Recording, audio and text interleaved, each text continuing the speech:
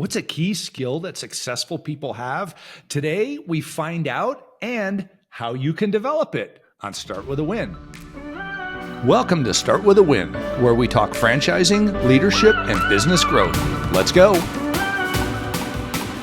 And coming to you from Area 15 Ventures, it's Adam Contos with Start With a Win.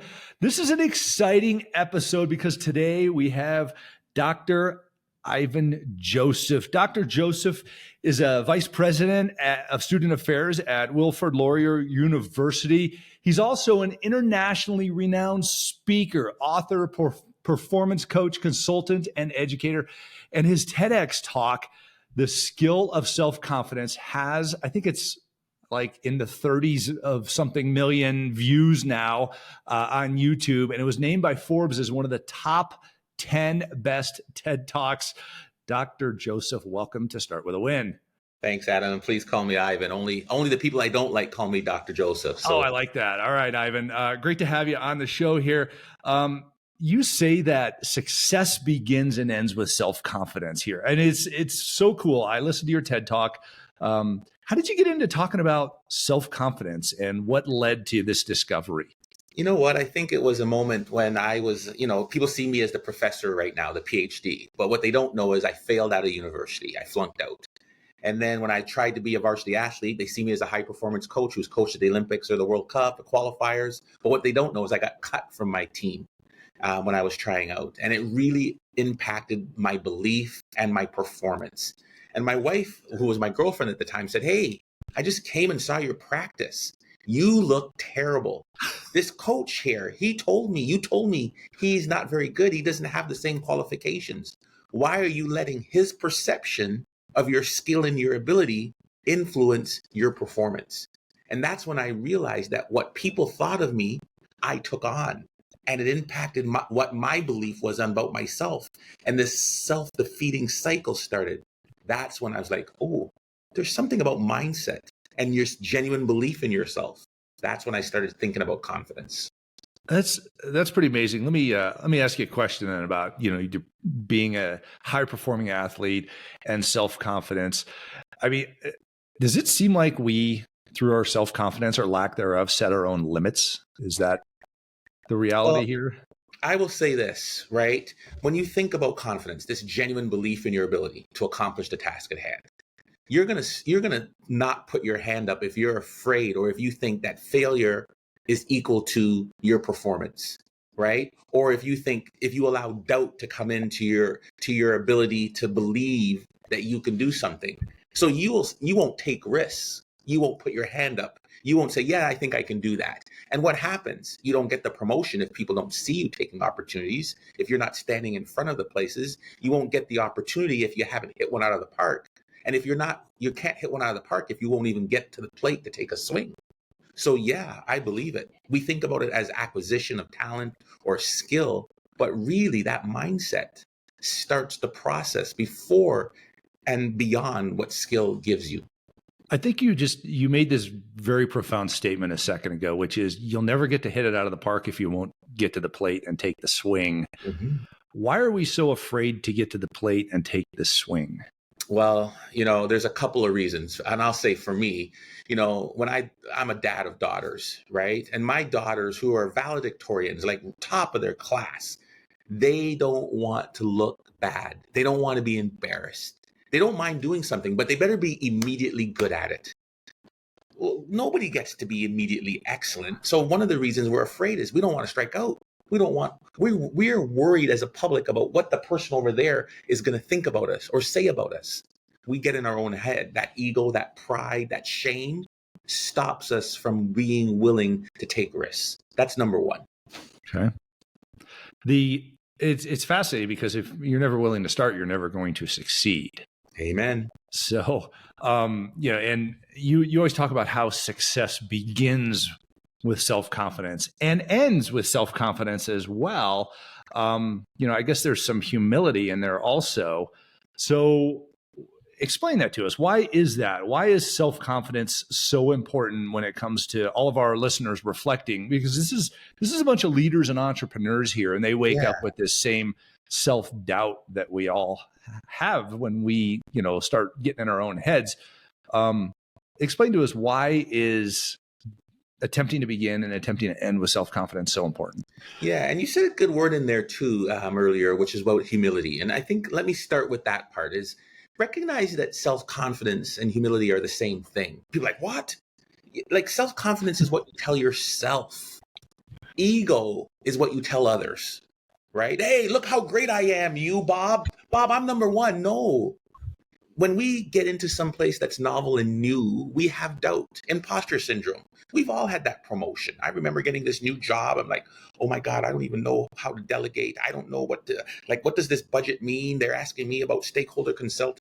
I don't know how to write a briefing note. Self-doubt, fear of failure, that comes for us. And so when I say it begins with self-confidence, like, no, I can do this. I can do this. It's okay.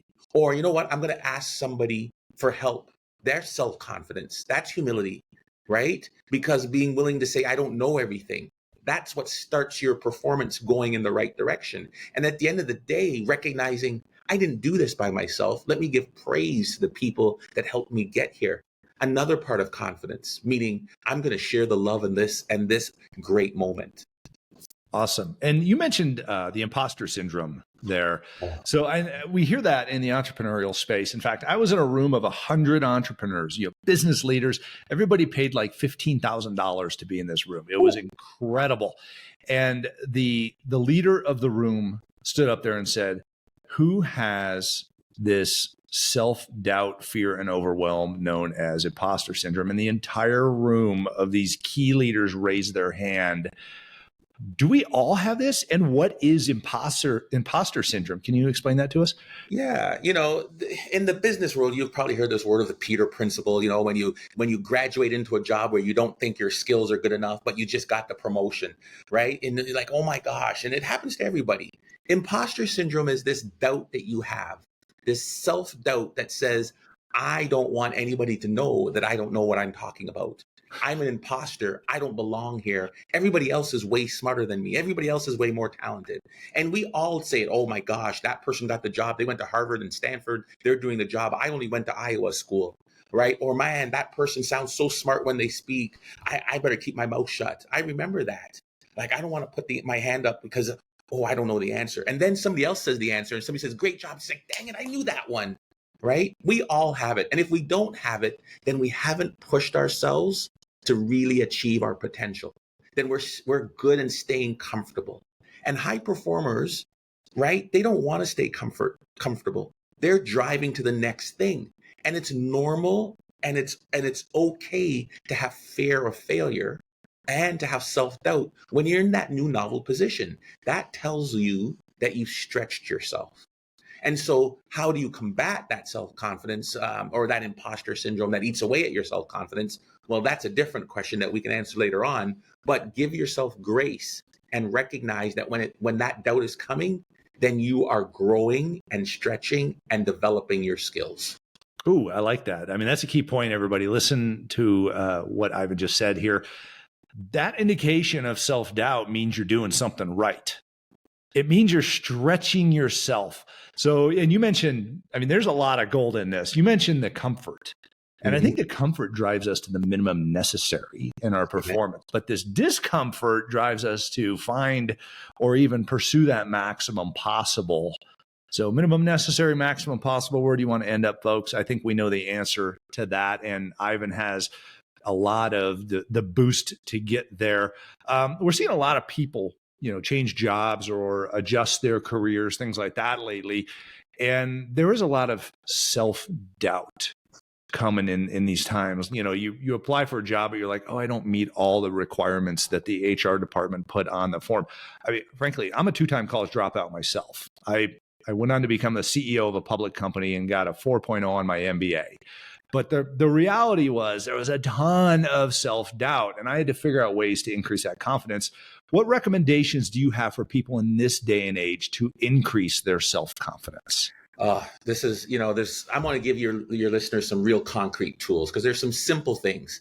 Number one is, just remind yourself of all your amazing accomplishments. So if you've watched my TED Talk, you'll hear me talk about a self-confidence letter, right? A brag sheet to yourself. Dear Ivan, congratulations on choosing the right woman to marry. You set a goal of getting your PhD before the age of 38. You did it, right? This is all my amazing things. Read that letter to yourself when doubt comes in, over and over and over again. When I got a new job, I busted out that letter and read it to myself time and time and time again. Now your listeners are probably not as old as me, so they're going to probably write it on their iPhone. So it's not a letter, but it's a quick virtual note, but whatever that might be. Number two, when you feel that negative talk come in, oh my God, I can't do this. Stop it. A physical anchoring, clap your hands, snap your fingers, watch professional athletes, point, clap, take a deep breath. In sports psychology, we call those centering tools to break the thought pattern and then immediately replace it with a positive statement, an affirmation. I am the captain of my ship and the master of my fate, borrowed from Nelson Mandela. Nobody outworks me and I can learn anything. 3 affirmations a day. And here's the science behind that, Adam, real quickly. 3 affirmations a day in the creative world of marketing and collateral, 17% increase in productivity. If you're in the analytics, diagnostic, problem solving, 23 to 27% faster to solve complex problems.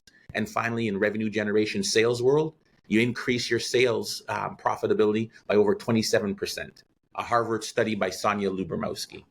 Right? So there's 2 quick ones. I have tons more, but I don't want to monopolize all your time there. Well, those were really cool. And it makes me reflect on a sales team I was coaching one time where they would go in and I would say, all right, what is your key product? And they would say, it's this particular test that they were selling to physicians. And I said, okay, how many of those do you sell to each of your customers? And they said, it's about 4. I said, 4. Okay, who set that number?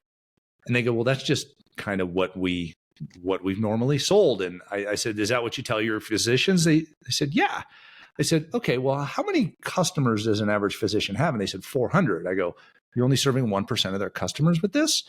And I said, how many are eligible for this test or need this test? They said, it's probably about 40. So we go from 1% to 10% here.